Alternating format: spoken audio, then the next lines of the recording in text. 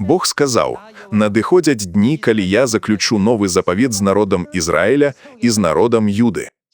Звернемся до з'явлення нового заповіту у Євангелії ад Лукаша 22 розділа.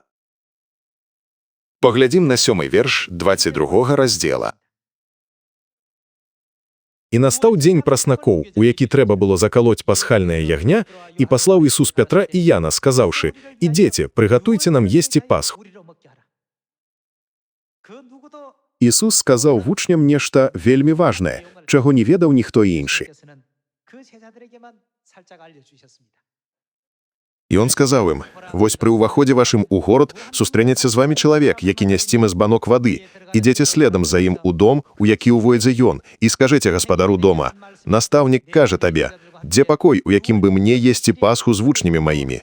І ён покаже вам святлицю великую засланую. Там приготуйте». Яны пайшлі і знайшлі, як сказаў ім, і прыгатавалі Пасху.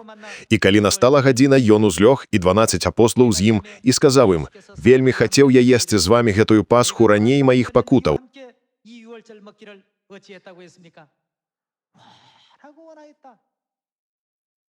У Тварцы мусіць быць прычына так моцна гэтага жадаць.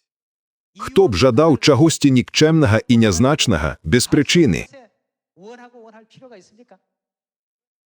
Хіба выраз «вельмі» не паказвае яго шчырасць? Таму Ісус сказаў у Лукі 22 раздзеле: «Вельмі хацеў я есці гэтую Пасху». Перайдзем до 19 верша.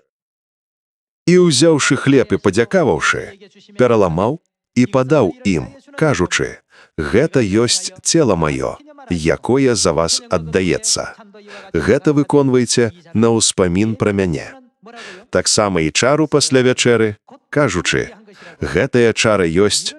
Што гэта? Новы запавет у маёй крыві, якая, за каго? За вас праліваецца.